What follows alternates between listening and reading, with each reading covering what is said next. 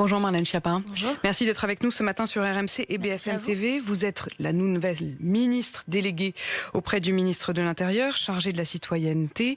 Et le ministre de l'Intérieur, précisément, c'est Gérald Darmanin. Vous en pensez quoi, vous, de l'affaire Darmanin, en vrai ?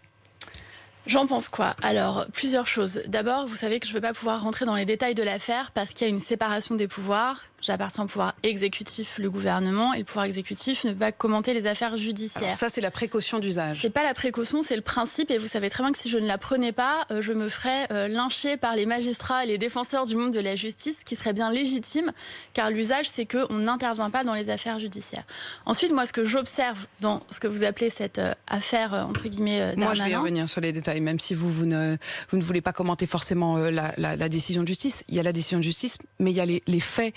Et c'est aussi alors c'est là que j'allais en venir, je n'esquive pas du tout, j'allais arriver là, je vais être très précise dans mes réponses. Ce que j'observe dans cette affaire, c'est qu'il y a eu une enquête et qu'il y a eu 3 décisions de justice qui amènent à un classement sans suite, 2 non-lieux et un classement sans suite, pour être très précise. Et que là, après des plaintes pour viol, harcèlement et abus de confiance. Voilà, exactement. Et que là, l'affaire a été rouverte pour une question de procédure, mais que Gérald Darmanin n'est pas mis en examen, il n'est pas inculpé. Et à 3 reprises, la justice a considéré qu'il y avait 2 non-lieux, un classement sans suite, et que donc il n'y avait pas eu de viol. Sauf qu'il y a les faits, et les faits qui ont été reconnus, y compris par Gérald Darmanin, avoir eu des faveurs sexuelles d'une femme au moment où elle lui demandait un service. Et puis il y a une autre femme à Tourcoing, elle, qui l'accuse d'abus de faiblesse. Elle dit qu'elle a demandé au maire un changement de logement pour quitter son logement insalubre, qu'il lui aurait demandé en échange des avantages en nature. Elle raconte qu'elle s'est sentie obligée de lui prodiguer une fellation en échange de l'avancée de son dossier. Ça, c'est les faits. Et ces faits-là, qu'est-ce que vous en pensez, vous ? Mais ces faits, Apolline de Malherbe, là, on est sur un plateau de télévision. On n'est pas dans un tribunal. Je ne suis pas juge. Vous n'êtes pas juge non plus. Et donc, qu'est-ce qu'on fait dans un état de droit ? On s'en remet à la justice. Et là, c'est fait. La justice, au-delà de 2 phrases, a regardé les plaintes, a pris les dossiers, a enquêté, a investigué. Et la justice a été rendue à 3 reprises et a dit qu'il n'y avait pas de viol, qu'il n'y avait pas d'agression sexuelle, qu'il n'y avait pas de harcèlement. Donc moi, je ne vais pas mettre le dossier et faire un tribunal populaire public où nous allons regarder les faits et déjuger ce qui a été décidé par la justice. Vous n'êtes pas mal à l'aise ? Mal à l'aise par rapport à quoi ? Par rapport à ces histoires, par rapport à toutes ces féministes qui manifestent. Vous qui étiez, il y a encore 10 jours, chargée des relations hommes-femmes, chargée de l'égalité hommes-femmes. C'était votre combat ? Mais c'est toujours mon combat. Moi, je vais être très claire. Je suis féministe depuis l'adolescence. Personne ne me retirera le droit d'être féministe et je n'attends pas de brevet de féminisme de qui que ce soit. Et notamment pas des gens qui, en fait, pourfendent le gouvernement et ne mènent pas un combat contre les violences sexistes et sexuelles, mais mènent un combat contre le gouvernement. Moi, j'étais très surprise de voir des groupes féministes qui sont anti-Macron et anti-gouvernement, qui, lorsque, par exemple, j'ai présenté la loi contre le harcèlement de rue, se sont mobilisés contre la loi qui protégeait les femmes face au harcèlement de rue, et qui maintenant disent « Oh, c'est scandaleux, le nouveau ministre de la Justice, à l'époque, était contre la loi contre le harcèlement de rue. » Donc on voit qu'en fait, il y a eu une instrumentalisation politique. Moi, je suis féministe depuis toujours. Je n'aurais jamais accepté d'être ministre délégué ou de travailler d'ailleurs avec un homme qui aurait été reconnu coupable de viol. Moi, mon combat pour l'égalité femmes-hommes, c'est quoi ? Vous avez quand même évolué sur ce...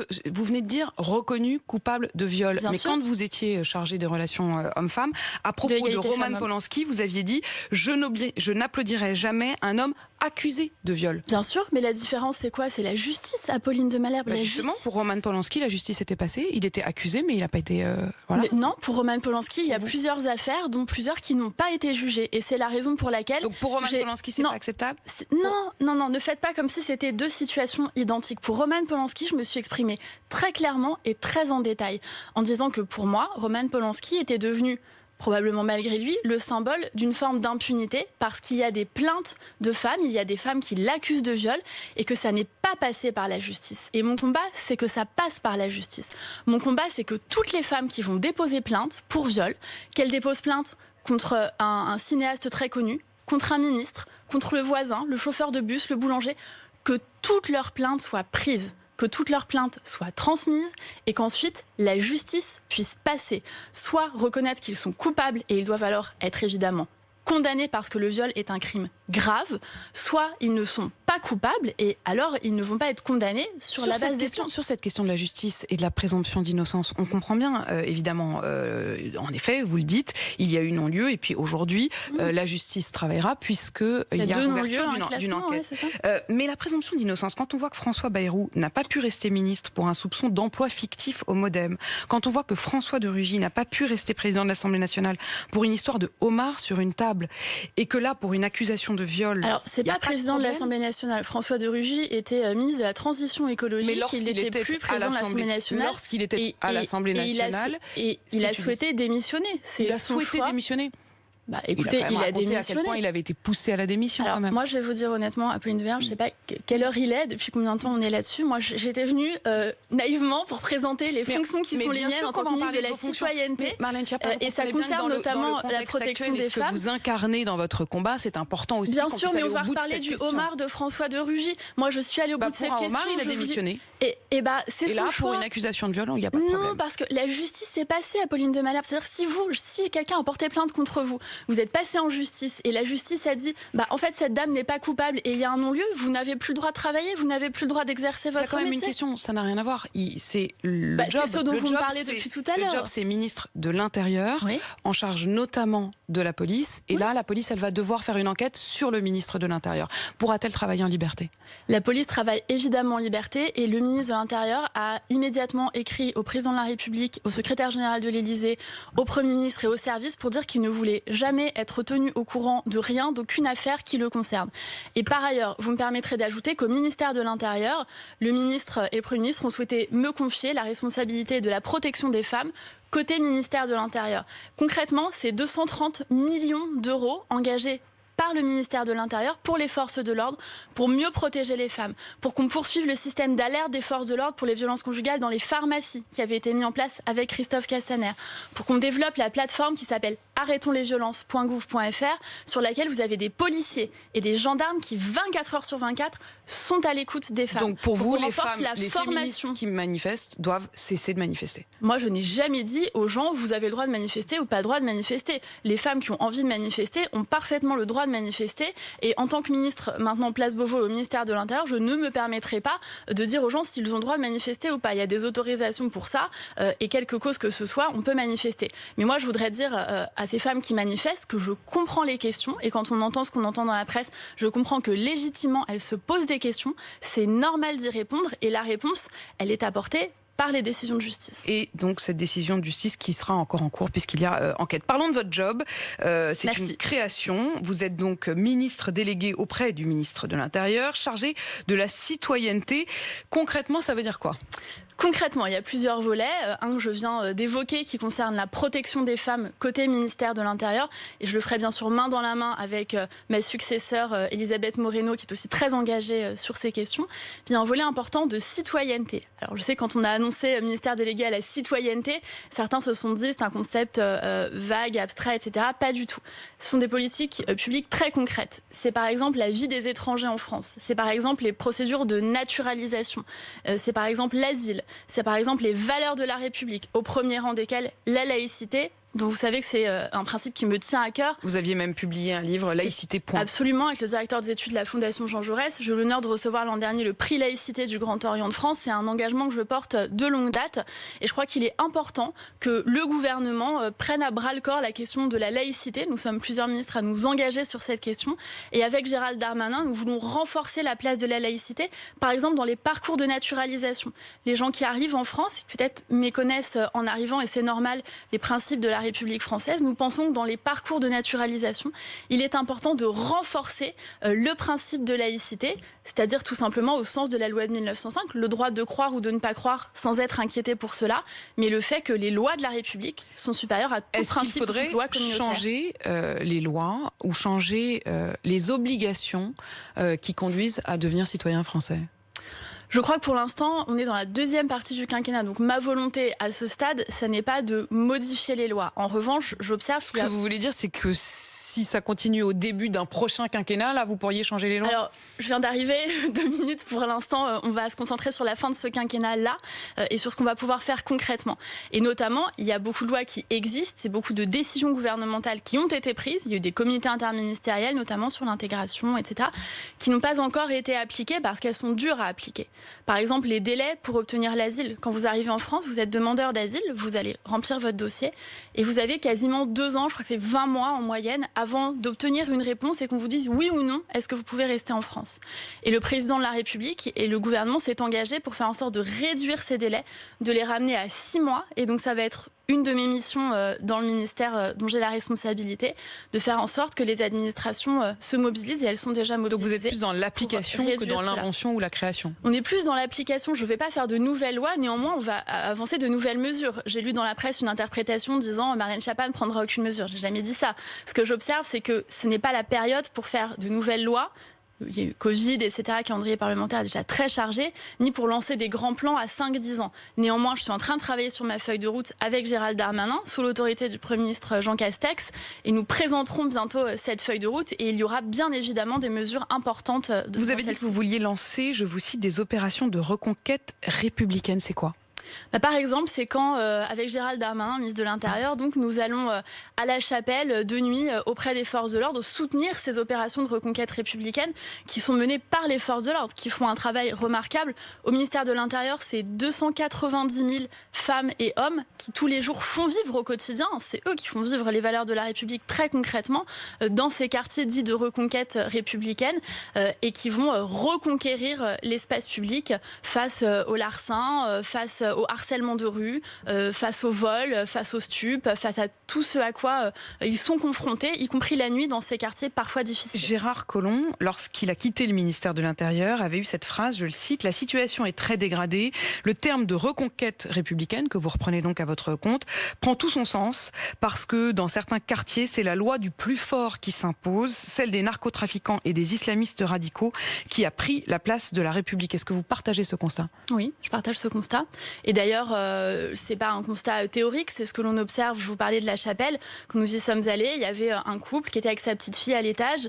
Ils sont descendus, on a échangé avec eux, avec Gérald Darmanin. Ils nous ont dit, notre petite fille, Louise, elle a 6 ans, elle va pas au square en face, parce que le square en face, il est squatté et qu'il y a du deal toute la journée. Donc elle n'est jamais allée jouer dans le square en face. Donc votre mission, c'est que cette petite fille, elle puisse aller jouer dans le square en face. Exactement, c'est tout à fait ça. Et hier, nous étions à Calais avec la maire Natacha Bouchard qui mène un travail très important et qui, là aussi, fait face à des situations, une situation migratoire et à une situation sécuritaire très compliquée et inhumaine pour tout le monde, inhumaine pour les migrants, inhumaine pour les personnes qui vivent à Calais. Et donc notre volonté, c'est de remettre de l'humanité dans cette situation. Emmanuel Macron a dit « Il faudra être intraitable avec le séparatisme ». 2 questions là-dessus. D'abord, le séparatisme, c'est quoi ? Le séparatisme, ce sont toutes les personnes qui veulent s'organiser en marge de la République et donc se séparer de la République et qui considèrent que leurs lois religieuses, communautaires, de tradition, sont supérieures aux lois de la République. C'est par exemple les gens qui considèrent qu'ils ont le droit de faire exciser leur petite fille, parce que la tradition, pour eux, c'est exciser leur petite fille. Eh bien, à ces gens, nous disons non. Nous disons que les lois de la République sont au-dessus de toute loi, de toute coutume, de tout principe, et que lorsqu'on s'intègre dans la République française, eh bien, il y a un travail à mener pour intégrer aussi les lois de la République française, et c'est un travail dont j'aurai la responsabilité. Et ça consistera en quoi? C'est-à-dire que là, on a compris ce que c'était que le séparatisme à vos yeux, mais quand Emmanuel Macron dit « il faudra être intraitable avec le séparatisme », ça passera par quoi? Est-ce que vous allez mettre en place des outils, des contraintes, des lois, voire même un crime de séparatisme? Comment ça va marcher? Alors, on va mettre en place des outils. Le Premier ministre Jean Castex va s'exprimer dans quelques jours, et lors de sa déclaration de politique générale, il aura l'occasion notamment de s'exprimer sur les objectifs de lutte contre le séparatisme et contre le communautarisme, et de dérouler notamment le calendrier qu'il aura décidé pour la mise en œuvre de ces questions dont nous aurons la responsabilité avec le ministre de l'Intérieur. On nous parle d'un calendrier, on nous parle d'une feuille de route, mais quelles peuvent être les mesures? Les mesures, elles font partie de la feuille de route. Moi, je pense qu'il y a 2 volets dans la lutte contre le séparatisme et le communautarisme. Il y a d'abord un combat culturel. Ce combat culturel, c'est de ne rien lâcher sur ces questions-là. Prenons par exemple ce qui s'est passé à Dijon. les actes de violence inouïs qui ont, je crois, choqué énormément de gens qui les ont découverts sur les vidéos. Et on nous a dit pendant quelques jours, c'est un affrontement entre communautés, et cet affrontement entre différentes communautés va se régler à la mosquée sous l'égide de l'imam. Alors moi, je crois que chacun a la liberté de croire, et si des personnes qui sont en France sont des musulmans, des musulmanes, je défendrai mordicus leur droit à pratiquer leur religion librement, sans être stigmatisés pour cela. En revanche, je pense que les affrontements et les problèmes sécuritaires ne se règlent pas à la mosquée. Il se règle avec la République, donc il se règle en préfecture, il se règle avec la justice, il se règle dans les commissariats. Et je crois que parler de communauté... C'est un problème culturel. Bien ça sûr. se règle comment un problème culturel? C'est l'éducation? C'est l'éducation, c'est aussi les mots que nous choisissons d'employer. Vous voyez, Napoléon Bonaparte, qui était de Corse comme moi, Napoléon Bonaparte disait « les mots sont tout ». Et moi, je crois que les mots sont importants. Et quand on a un glissement de vocabulaire... Il y a quand même un moment aussi où... Pardon, mais quand on a un glissement de vocabulaire et qu'on commence à parler de communauté sans cesse, et ben ça veut dire qu'on morcelle le pays et qu'on arrive à ce que Jérôme Fourquet appelle le puzzle français. Vous avez plein de simili-communautés qui s'informent dans leur coin, qui ne se parlent pas entre elles et qui ne partagent pas de commun. En parler, et le commun sont les valeurs de la République. Mais la question, c'est de lutter contre le communautarisme et de faire en sorte que chacun s'intègre. S'intègre pourquoi? C'est pas s'intégrer pour s'intégrer. Pourquoi on devient français? On devient français parce qu'on partage les valeurs de la France, les valeurs de la République. Et vous savez, moi j'ai fait, quand j'étais élue locale, quand j'étais maire adjointe, j'ai participé à des cérémonies de naturalisation, et ce sont des moments solennels et très émouvants parce que vous avez des gens qui ont voulu devenir français, qui sont venus en France et qui viennent là acter qu'ils deviennent des citoyens français. Et en général, ces gens sont très fiers de recevoir les documents, d'être là. Tout le monde fait venir ses proches et on rentre dans la communauté nationale parce qu'il n'y a qu'une communauté en France. La République est une et indivisible. Vous êtes heureuse et à de ce votre moment-là, nouveau job? Oui, je termine là-dessus. Vous voyez que ça me passionne. Je termine juste là-dessus. Et à ce moment-là, ils intègrent les valeurs de la République française et ils les défendent. Et dans ces valeurs, il y a la laïcité et il y a l'égalité femmes-hommes également. Et oui, je suis très heureuse de mener ce combat avec le ministre de l'Intérieur et sous l'autorité du président et du Premier ministre. Avec le ministre de l'Intérieur, hein, vous êtes assez consciencieuse. On a entendu au moins 3 fois, je n'ai pas tout compté, mais au moins 3 fois, vous disiez ministre délégué, avec Gérald Darmanin, ministre de l'Intérieur. Bien sûr. Encore une fois, quand même, on est un peu étonné qu'il n'y ait aucun état d'âme, quoi. Mais pourquoi j'aurais des états d'âme? Parce que vous avez partagé la cause d'un certain nombre de féministes et qu'aujourd'hui elles en ont. Bien sûr, et cette cause, elle a été soutenue par Gérald Darmanin quand il était ministre de l'Action et des Comptes Publics. C'est une chose qui ont été peu reprises, mais par exemple, à chaque fois que j'ai eu besoin d'argent, concrètement, j'ai appelé le ministre de l'Action et des Comptes Publics qui nous a débloqué de l'argent. Je suis partie en laissant 5 millions d'euros supplémentaires à ma successeur grâce à une décision commune que nous avons fait acter auprès du Premier ministre Édouard Philippe à l'époque.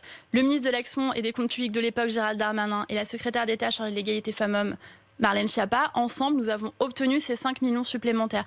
Et dès son entrée en fonction, Gérald Darmanin a réuni les directeurs d'administration et leur a demandé de présenter rapidement des feuilles de route pour construire un objectif de 50% de nomination de femmes au plus haut poste du ministère de l'Intérieur. Absolument. Nomination de femmes, là aussi quand même un point. Vous vous étiez battu pour qu'il y ait des femmes partout. Vous dites d'ailleurs aux entrepreneurs, notamment, si vous voulez vraiment une femme, vous les trouverez. Oui. Et quand vous voyez qu'Emmanuel Macron, à 2 reprises, avait dit « je souhaite que le Premier ministre soit une femme » et qu'il n'en a pas trouvé, c'est qu'il n'a pas bien cherché? Non, c'est pas la question. La question, c'est regarder la composition du gouvernement et qui est plus que paritaire. Et moi, je m'étonne que personne ne l'ait relevé. Oui, mais comment il y a plus de femmes. La pyramide, quand même. Encore une fois, il n'y en a eu qu'une en tout dans l'histoire de la Ve République. Oui, mais je pense qu'il faut qu'il y ait davantage de femmes en politique. Il faut qu'il y ait davantage de femmes qui s'engagent. On a contribué à féminiser fortement l'Assemblée nationale de la volonté d'Emmanuel Macron. Mais Marlène Schiappa, c'est vous-même qui le disiez. Vous le dites à vos interlocuteurs. Vous dites décidez d'y mettre une femme. Pourquoi vous n'avez pas dit ça à Emmanuel Macron? Absolument. Alors vous lui avez peut-être dit, mais il ne l'a pas fait. D'abord, juste peut-être, est-ce qu'on peut remettre les choses sur la table? La prérogative de la nomination du Premier ministre, elle revient au président de la République et personne ne va frapper à sa porte pour lui dire « hey, il faut faire ci, il faut faire ça ». C'est le président de la République qui prend cette décision. Et moi, je me réjouis parce qu'en France, on regarde toujours ce qui ne va pas. Je pense qu'on peut regarder aussi les avancées et les efforts. Je me réjouis qu'à l'approche des 10 ans de la loi Copé-Zimmermann, pour qu'il y ait davantage de femmes aux responsabilités, je me réjouis qu'on ait un gouvernement avec davantage de femmes que d'hommes. Je crois que c'est la première fois que ça arrive, ou en tout cas une des rares fois dans cette proportion. Je crois que c'est 17-14. 17-14. Petite période. Hein. Oui, on est à 17-14, c'est quand même quelque chose d'important, avec des femmes aux armées, le ministère des Armées, avec Florence Parly, Geneviève Darrieussecq, il est 100% féminin, puis beaucoup de féministes. On a Brigitte Bourguignon, qui a présidé la commission des affaires sociales, on a Roselyne Bachelot, que je ne présente pas évidemment, on a Barbara Pompili, qui est numéro 2 dans l'ordre protocolaire des ministres et qui incarne ce sujet. Elle a été coprésidente, la première femme à coprésider un groupe à l'Assemblée nationale. Donc moi, j'entends bien qu'il faille critiquer et voir ce qui ne va pas dans le gouvernement. Je ne dis pas ça pour vous, je dis ça pour l'ensemble des commentaires. C'est normal que les Français soient sceptiques au début. Eh bien, jugez-nous sur les actes et ce gouvernement agira comme il l'a toujours fait pour l'égalité femmes-hommes. Et donc, pas d'état d'âme en tout cas. Et heureuse de son nouveau job, Marlène Schiappa, ministre déléguée auprès du ministre de l'Intérieur, Merci. Chargée de la citoyenneté. Merci à vous d'être venu sur RMC et sur BFM TV ce matin. Il est 8h54.